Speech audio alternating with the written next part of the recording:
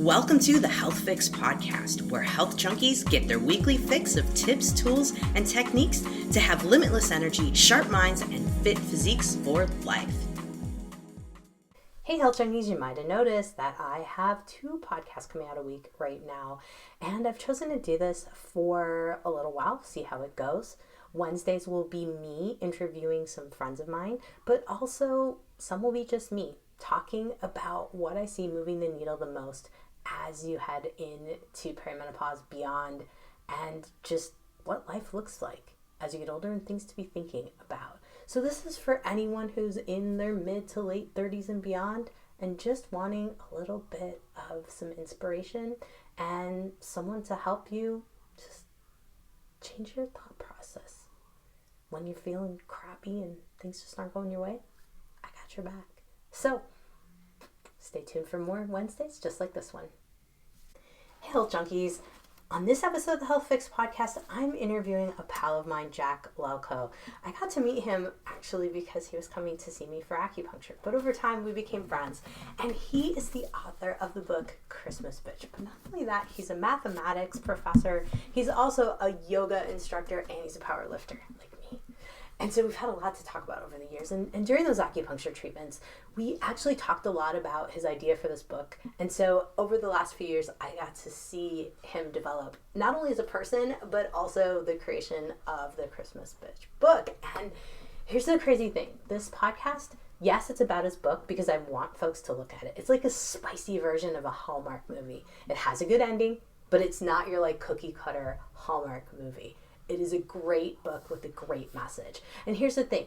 I wanted to talk about the message because this is what my podcast is all about, helping us become better every day through our thoughts, through our mindset, whatever we need to help support us. I'm going to try to put that out there, especially as we transition through perimenopause and beyond and working through hormone imbalances and just kicking ass as we get older.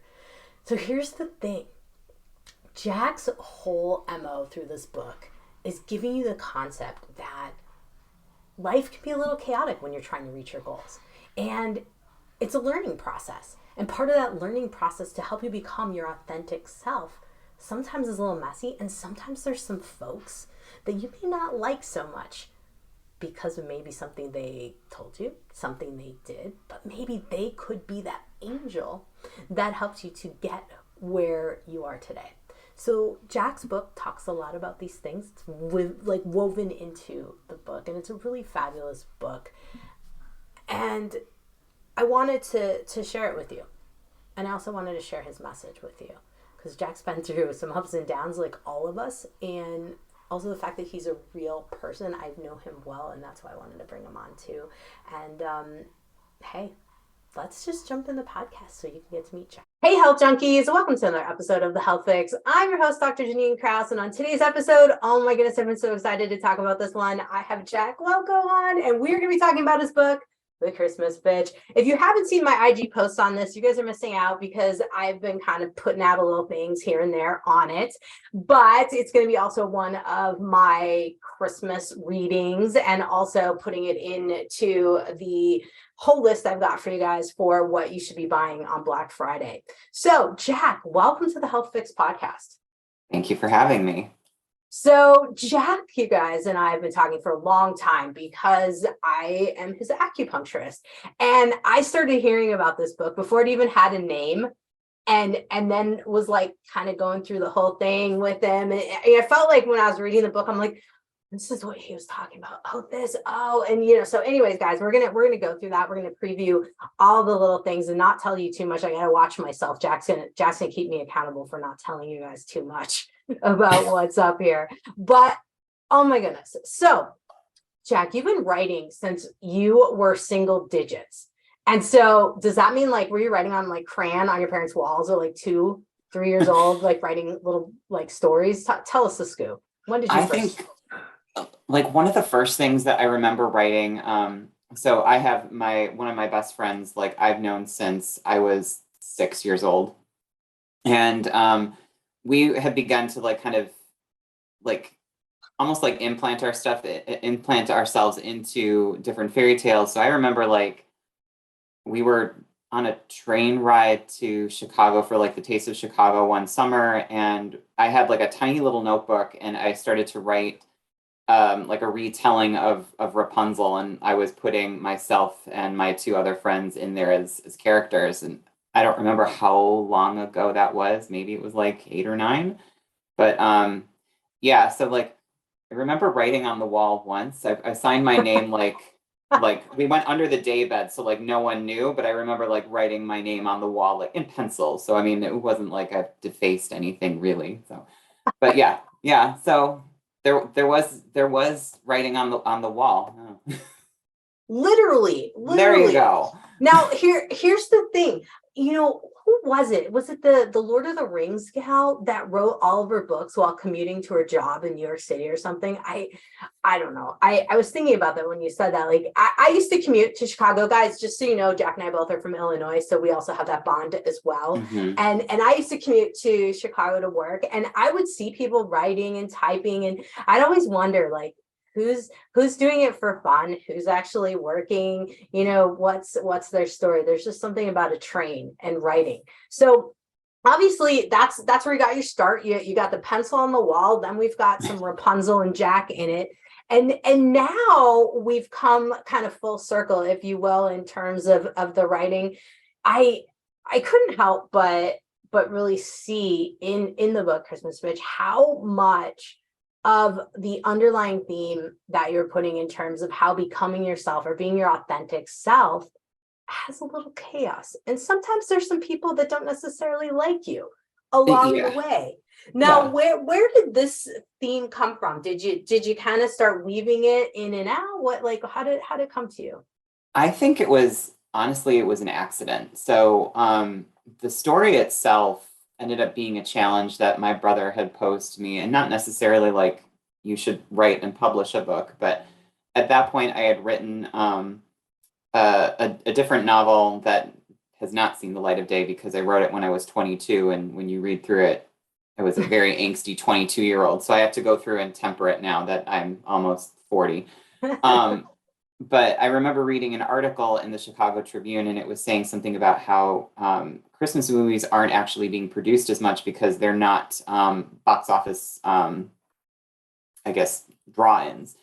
And I was joking around with him or something, and I was like, I bet I could write something decent. He was like, yeah, well, you should. And I was like, I immediately backed away because I was like, I don't know how I would even begin. I don't have enough in my head to write something. And he was like, yeah, he's like, you could tell a story about someone who ruins a bunch of Christmases and they're talking to each other. And he was like, maybe there's a taser involved. And I was like, maybe. And in the job that I was in at the time, I wasn't really super happy with it. So my brain was kind of like, do, and it put together a bunch of like little vignettes, and then it kind of stitched together. And then as I was doing that, I think moving out of Illinois to Washington, and kind of that did like erase the identity in a sense, or it opened an opportunity to like build on it, as opposed to kind of being home and surrounded by friends and family, where you kind of are reinforced as to who you are at that point, and you reach a certain level of comfort. And if you're a people pleaser, sometimes, like I have exercised, you tend to not shift out of it because you don't want to upset the boat. So I think as I was writing it, and then as I started to proofread it with my friend Amy Maxine, who is a fellow writer, I was reading through it kind of going, oh, there is a theme. Like I accidentally built, I was so focused on the plot that I didn't realize that there was this theme that was slowly being built. So I'm happy that it came out that way, but it was just like sitting there, and like, as I had mentioned before, it was like reading through, and it was like, I somehow managed to give myself life advice without realizing that I was giving myself life advice. Yeah. So little backstory, guys. I asked Jack if I could tell the backstory. Like while we were doing acupuncture, he was telling me about this book he's writing. I'm like, oh, this is fascinating. And then he's telling me, about little pieces of it. And I'm listening to Jack about how, he's working as a professor teaching mathematics and how, that's not really his jam. But then he's also like a weightlifter like me. And so we're talking about that. We're talking about yoga and Jack's, guys, by the way, Jack does fabulous yoga videos and classes, something you have to check out on the side. But the thing is like, I'm watching Jack grow as a person through this process and years of doing acupuncture. And so I saw this book as like, Jack is like teaching himself without knowing it. And then it's inserted into the story. And of course, guys, you got to read the book because I'm not going to give away the story here, but it's really fascinating to sit here and go, oh my gosh, he's talking about little lessons of how you can improve and how to be authentic to yourself. But then all of a sudden, there's all this chaos. And of course, Jack, we've talked about how chaos has ensued in your own personal world in terms of little things that have happened over the years. And it's like, maybe we should all be writing books to like teach ourselves things. I completely support people exploring that side. I mean, it's a form of, it's creativity. It's a form of play. And it is chaotic when you first start to write something. I mean, I'm starting to try to work on different books now. And I would say most of the writing process is me mainly staring at the page for a very long time and nothing's coming out, or I have to distract myself and I'm on like a bunch of baby naming websites because I want to find like the perfect name that represents that character at that time. And then something eventually accidentally spills out and you're like, oh, well, this is going in a completely different direction than what I was intending to do. And then, so then there's just a bunch of chaos that comes out of it. So writing is much like life in terms of chaos. We go into, we're starting one direction and then we end up completely different. I would absolutely agree with that in my journey from being in Washington all of a sudden to being in Illinois and now in Wisconsin. I mean, it's like this interesting weaving web of interestingness. And, if we look at the traditional Hallmark Christmas story, because of course people are going to see Christmas Bitch and they're going to be like, is it like an evil story based on someone from a spoof from a Hallmark movie? Because that's what I kind of thought maybe you were writing at first. Like that was my first thought. But then I was like, oh no, this is very, very Hallmark-like, but without the perfectness. We don't have the perfectness. Right. It's not and there's no, I'm not knocking Hallmark films. I feel like that I have friends who watch them religiously. I don't have the channel, so I don't.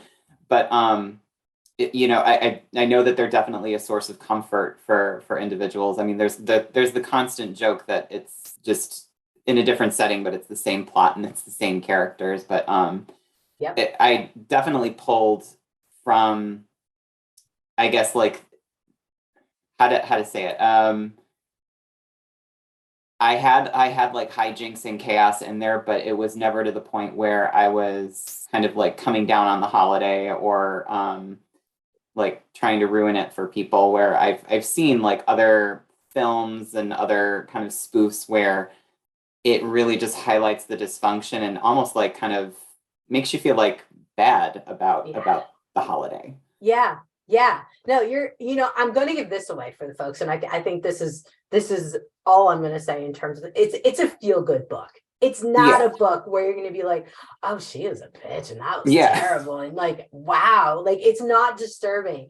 It's not disturbing. And you leave it just open-ended up just a little bit. Jack and I were talking a little bit about where it goes after this. So it's open just a little bit where you can use your own interpretation as to what happens with the main character. So that being said, let's talk about Ophelia a little bit, because I think for folks who are interested in this book, but also interested in just growth, personal growth, and using maybe a book to kind of inspire you a little bit. That's kind of what I was looking at it as. How did you come up with Ophelia's name? Were you on a baby website, like you're saying, baby website, looking at the name, or did that name come to you a long time ago?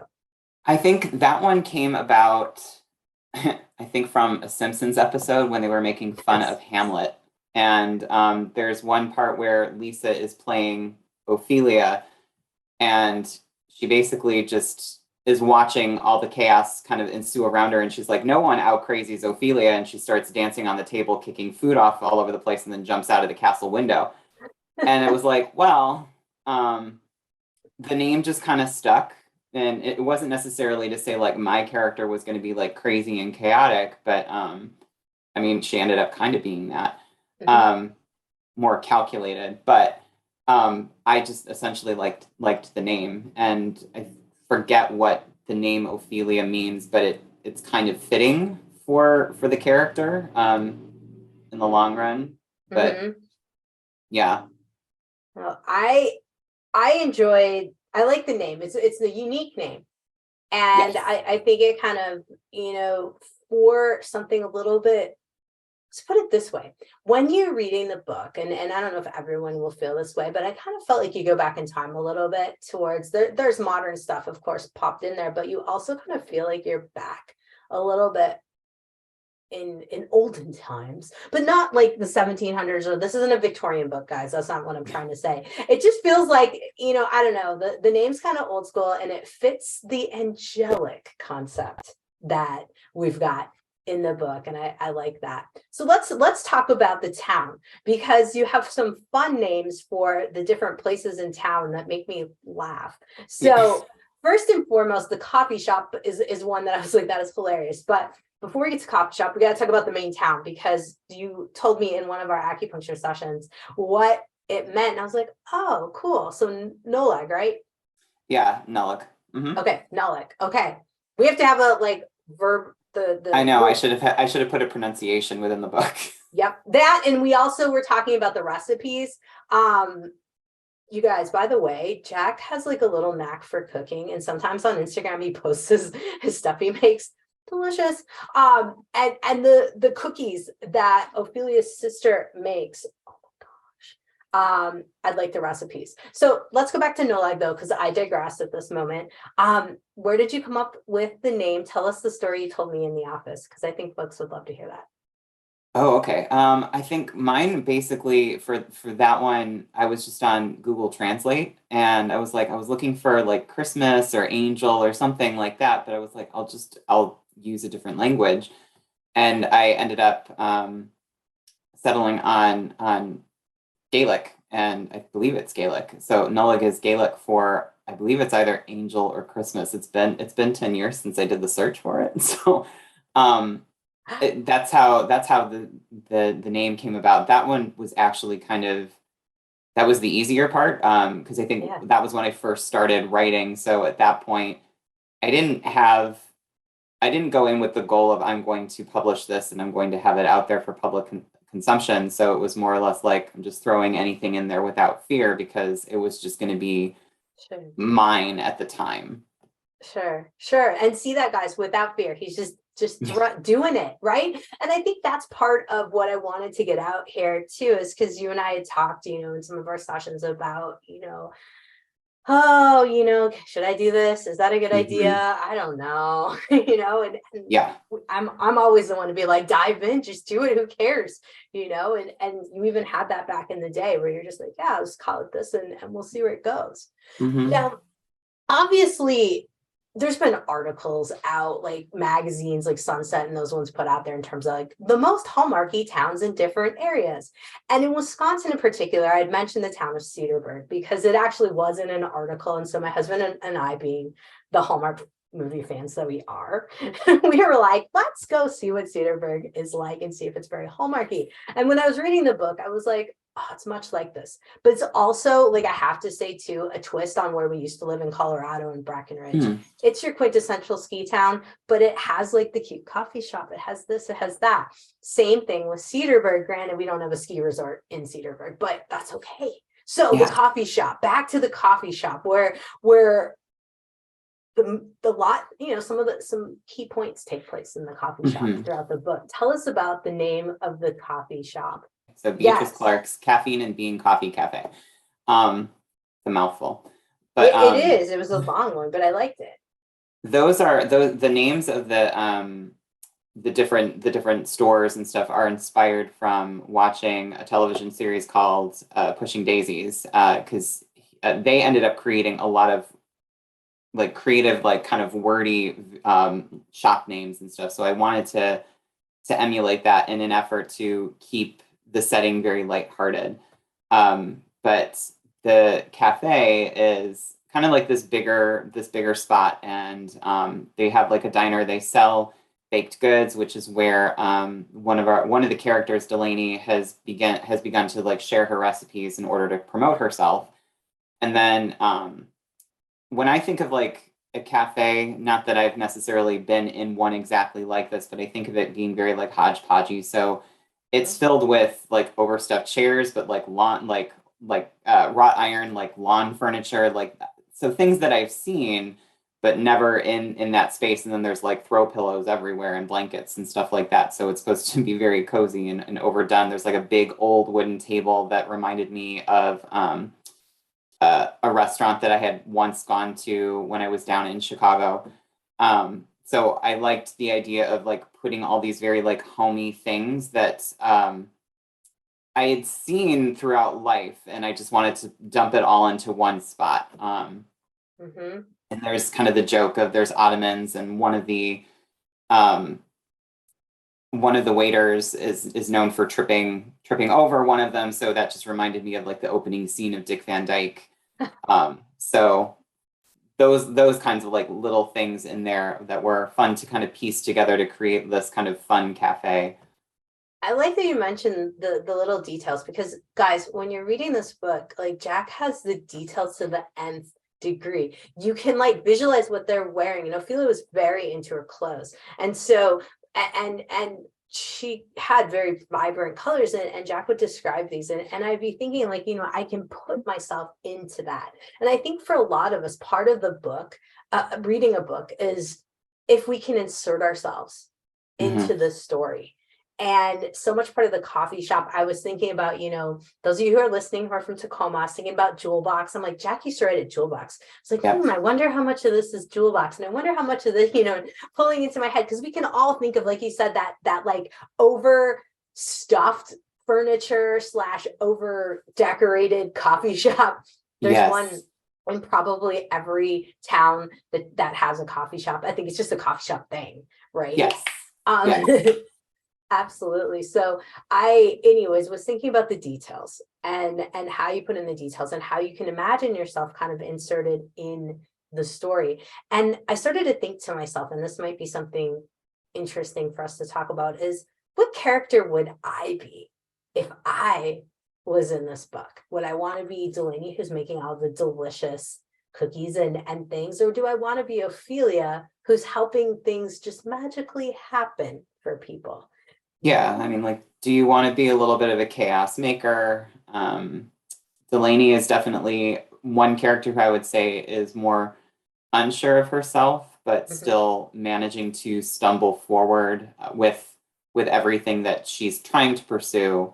And then you have Petunia, who, when you first meet her, is very authentic and very comfortable in her own skin. Maybe a little bit kind of well, definitely like a little bit more so against Ophelia, but definitely doing what she wants to do. So she's kind of like a folklorist. And then you have Gregory, who is a little bit more laid back, very observant detective. And then you have Callum, who has basically, he's gone through failure after failure after failure in terms of finding his purpose. So I cannot remember everything that I've put him through. Some of them were my old jobs. But him kind of becoming a writer of in his own right, and also becoming a little bit more quiet, and he's stepping back and he's observing things a little bit more differently from an emotional perspective. So he's definitely more of like an empathic individual as opposed to kind of barreling ahead and just kind of taking care of things. And then there's also Clarence, who is like Ophelia, that he will generate chaos if he needs to. He really doesn't do that too much, but he's mischievous, kind of like her, and of course he's her best friend. So I think the kind of mischievous soul in him recognizes the mischievous soul in her. So they're just kind of going through this together and like kind of keeping that secret between them with regards to what they're doing in order to move other people's fates forward. And so I think it's interesting in terms of that there's a possibility that there's certain people or certain situations in our lives that actually move us forward and propel us to do certain things and become the people that we are. And obviously the biggest thing that I took away from this book is like, what if all of the things that have happened and some of the people I maybe don't necessarily like so much actually helped me to get to where I am today? Yeah. Yeah. It's fun to think about. It's kind of that old saying where certain people will like come into your lives and be there permanent and become a permanent fixture. And then there's others who are only in there for a season, but those are also defining moments, or they could generate defining moments of what choices they're going to present to you and what direction you're going to take with those choices in order to become the individual who is currently sitting here listening to this podcast now.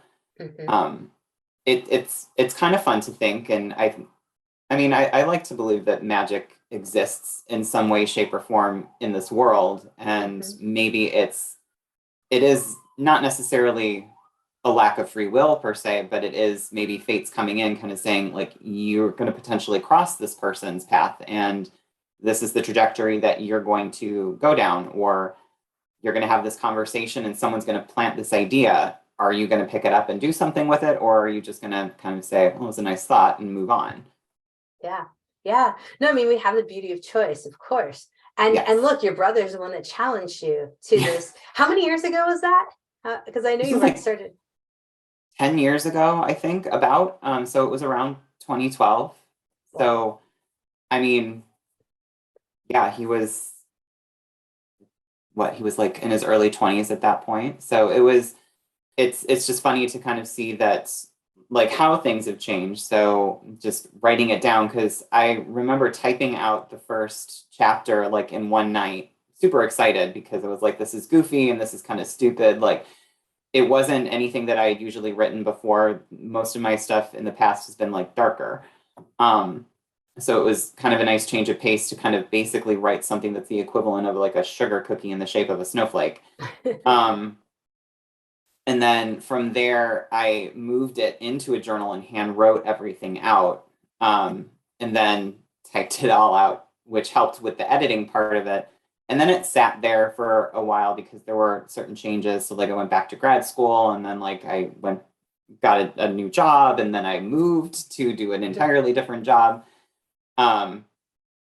And then from there, like learning to do the typesetting and hiring an editor and working with my best friend who ended up becoming my main editor, one of my best friends, and designing the book cover and piecing all this together and learning how to upload it. And so it became like a really big art project, and it was something that like it helped to kind of feed that creative side that I don't think I was giving enough attention to in the past. And you were mentioning, like you're saying, you know, you created the cover. I remember when you were creating the cover and the different colors and the different versions, which is so cool.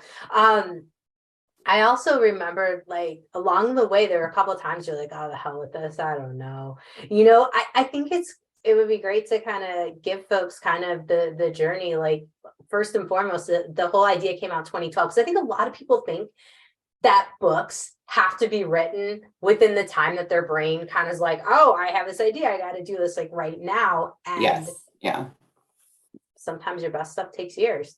So tell us a little bit about the ups and downs, you know, of the book writing, so folks can hear a little bit of your chaos. Yeah, absolutely. So I would always say, like, the initial idea, like whenever you get an idea, you're super excited, and it just feels like it spawns a bunch of stuff, like this could happen and this could happen. And then I think the challenging part that comes with that is, great, I have all these little ideas, how do I connect them? And then like the logic brain will step in and kind of say, oh, it would be cool if we could do this, but if we do this, then we can't do this because it just doesn't make sense. So you do kind of have that initial excitement of like, I have something brand new, and I'm I'm super excited and I want to tell everyone about it. But then like the logic part of your brain is kind of like, pump the brakes. We need to make sure that we can actually make this. And with the writing process, for me, I am kind of like, I do a lot of starting and stopping. So I'll get in there and I'll start writing, and I will maybe happily experience a flow and I'll write a few pages. And I think that's the other thing that people maybe don't realize, especially if they're not regularly writing, is that sometimes turning out 2 handwritten pages or 3 handwritten pages in an evening is a huge amount of progress. Sometimes you get a sentence out or a paragraph. It's, at least in my experience, it's not likely that I'm going to turn out an entire chapter in like an hour. The next part that kind of comes is the editing, and that can be challenging, especially if like I'm not the greatest at grammar. So my background is in mathematics, and I, Grammarly and pro writing, like those kinds of apps are helpful. But you basically have a bunch of different kinds of editors that you can work with. And like, so one of them would be a developmental editor where you give over your manuscript to someone else, and they're like, this works with the story or this doesn't work. And I found that it can be challenging to find someone who kind of gets your work. So I think that that's an important piece too, is to really vet and make sure that the editor that you're hiring like enjoys your genre and basically just doesn't want to take the work just to take the work. I had an experience where I realized after the fact that the developmental editor that I had was just not the best fit. So this isn't to say that they were not good as an editor. Absolutely not. Like they know their stuff. But with regards to the magical realism genre, there were a lot of critiques that kind of came through where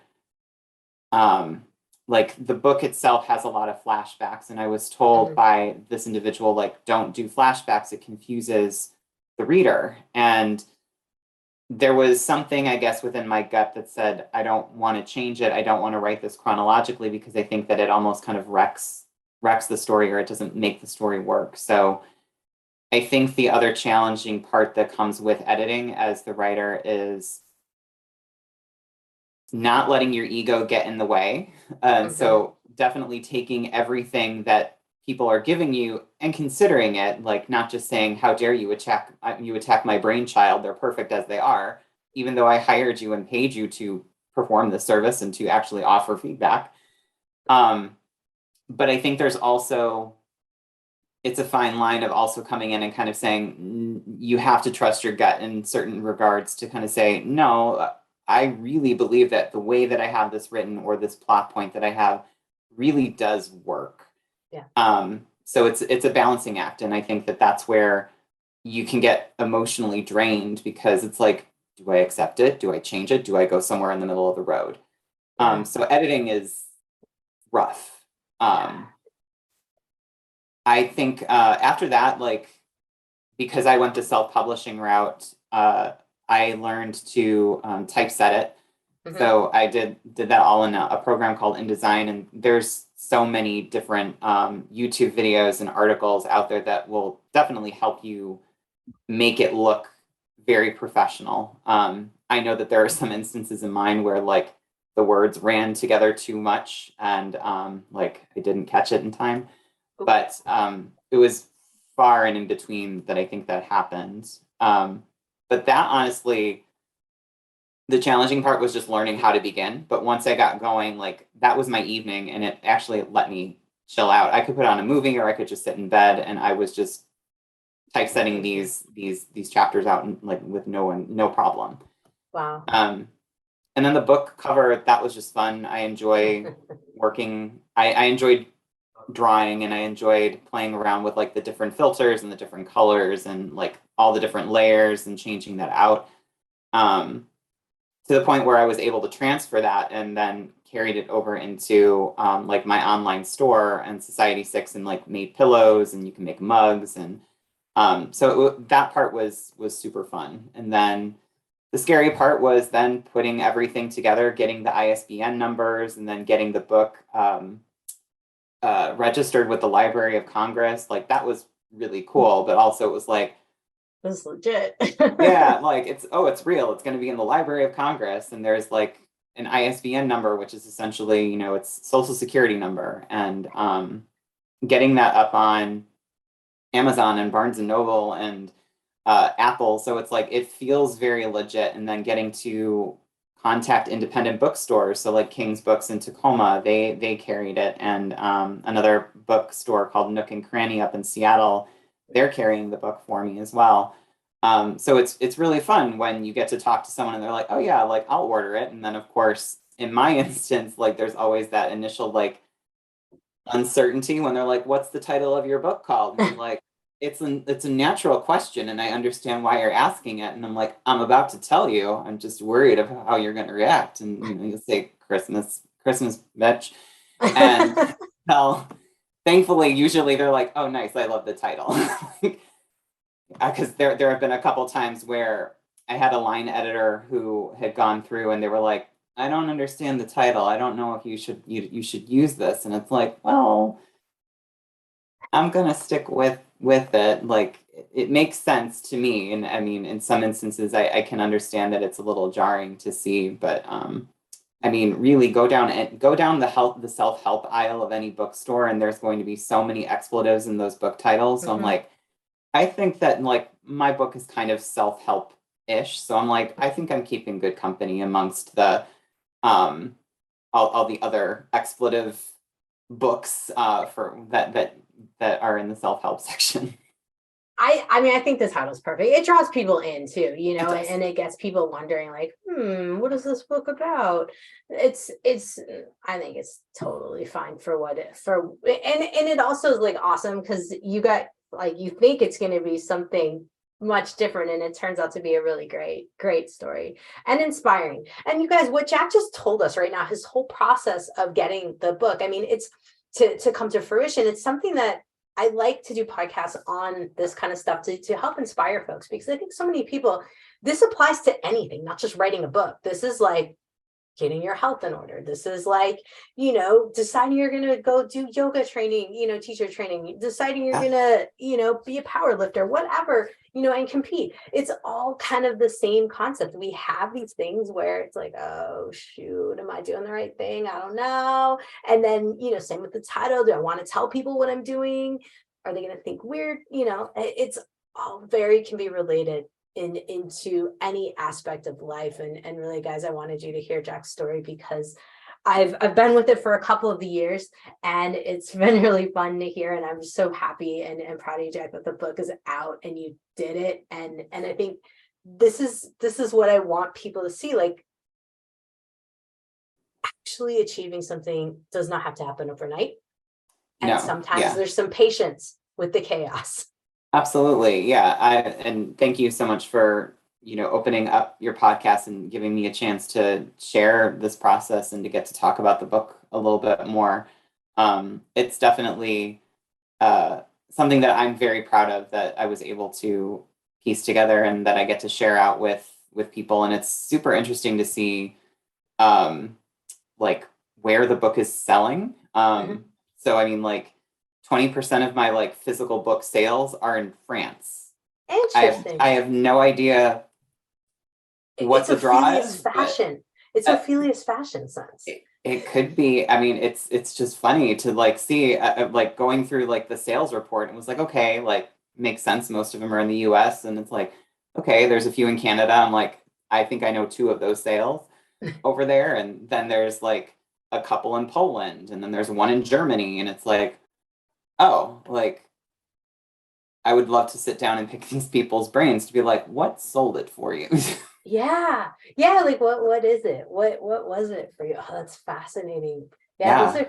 I mean, I think what the big thing with that is like the reach, right? The reach. And that's why I do what I do, but it's also, your book has so much more than just being entertainment. It has a story with it. It has an inspiration with it. And I think probably the last thing I want to ask you before we call it good for today is, because Ophelia ends up being somewhat of the angel in the book, Mhm. even though Mhm. we've got her labeled as the Christmas bitch, and some people might have Yeah. called her that. Who's been your angel with this book? Who's watching out for you? Was it your one of your best friends? I know you had mentioned Butler at one point. I know you've mentioned a couple other folks. Who was your like nice but kind of told you what was up? And sometimes you want to just be like, I hate you, but I love you still. I'll call out two individuals. So one of them is Butler. So Butler is like I modeled Ophelia slightly after Butler in the sense that growing up, she was an individual or is an individual who I see as very certain about herself and very confident, whether she actually feels that way or not. I look at her and sometimes it's like, I want to be like you when I grow up. And she was the one who was someone outside of my family who was very encouraging with regards to the writing. So when I was doing the Rapunzel like little thing in my notebook, and then when I started to do my first novel, she was the one who read it and gave feedback. And then the other individual would be my friend Amy Maxine, who we're basically writing besties. She will share her work. I share mine with her, and she was the one who ended up becoming like my main editor for this. And so that was not an easy role for her to take on because I would imagine that it's just difficult sometimes to offer feedback to a close friend, especially on a project that they've been doing for 10 years at that point. And there were definitely moments where I didn't necessarily like, I would read it, of course, by myself. And sometimes I would get upset, like looking at certain pieces of feedback because it was like, oh, it's a setback. I didn't catch that. How did I not see that? That kind of thing. And I would get upset, and it's like, that's why there's therapy. But she has such an eagle eye to catch things and to help make things be consistent. So I don't think that the book would have been to the caliber that it is without her help. So even though there were moments of like, I'm feeling really attacked right now, and I feel like I don't know how to write, and I've missed all of these details, and I'm a terrible like creative individual. It was really more so shifting my mind over to she's legitimately trying to help me make this the best that it is, and just take a breath and decide, do you really want to use this or do you not? So I don't think there was ever a point where I was looking at anyone kind of saying like, curse you. But there definitely were moments where it was hard, where it was like, I know that you're giving me good advice, and I know that you want me to move forward and be successful with this endeavor. But my God, I'm feeling so frustrated, and I really want to turn it on someone. And again, this is where therapy comes in to help you like really sort through those feelings and not turn it on someone who is not deserving of it. Makes sense. It makes sense. Oh man, I've enjoyed going through the journey of seeing the Christmas bitch develop over the years, and I'm just glad that you would come on and chat with everyone. And like I said, guys, before, I just think there's so much parallel with what Jack is writing in the book, but also how he's got to this point, and how this could be for any of you. Why you don't have to be writing a book; it could be anything that you want to achieve. And that's why I really wanted to highlight it, because I know that there's a lot of folks listening to this podcast that have told me over the years different things of what they're trying to achieve, and they just whether it's weight loss, whether it's get healthy, whether it's, I don't know, balance your hormones, it all comes with chaos and perseverance, and just really finding who or what may be your angel in the haystack. Maybe I'm gonna say, instead of a needle in the haystack, we're gonna have the angel in the haystack, and seeing what it is that helps push you forward. So Jack, thanks again. Let's tell everybody where we can find your book. It sounds like pretty much anywhere, but if you're in Tacoma, King's Books, and Yep. up in Seattle. Yep. Nook and Cranny Books up in Seattle. And then if you want a physical copy, you can get it at Amazon, Barnes and Noble, and then if you would rather support an indie bookstore, you can go to bookshop.org. Okay. They have the book available, or really, if you wanted to purchase from online from your local bookstore, because I publish through Ingram Spark, it should appear on their website, but it just may not be on their physical shelf. Okay. Ebooks are going to be Amazon, Barnes and Noble, Google, Apple, and Kobo. So yeah, it's readily available. Okay. Okay. And what about Society 6 swag that helps highlight the Christmas bitch? Let's talk about that. So how did they find you on Society 6? So if you have the book, then I do have it noted on the back of the author page. But you could also search out Nerdotically. So that's NEURDOTICALLY. It's supposed to be neurotic and neurotically and nerd merged. If you do a Google search, it's like the only thing that you'll see. But yeah, there's some Christmas based stuff on there. So I started off by making I took the book cover, the red, and I turned that into some products. And then from there, it kind of became a fun project to like, can I make this all in yellow? Can I make this all in green? So there's like 5 different versions right now of different trimming the tree art on there, as well as like some other random pieces that I've done. Yeah, guys, Jack is a fabulous artist, and he definitely showcases what he does on Neurodotically, on IG in particular. And so check him out, give him some love, and definitely, you guys, Christmas Bitch, do not miss out on this book. It is such a great story, not what you would expect from the title, but you get it in the end. You understand where it's going, and you just feel good, just like you would with a Hallmark movie, but in a little different way, because it's not just so cookie cutter. Yeah, I liked how you once called it like a spicy Hallmark movie, I think, is what you had said before.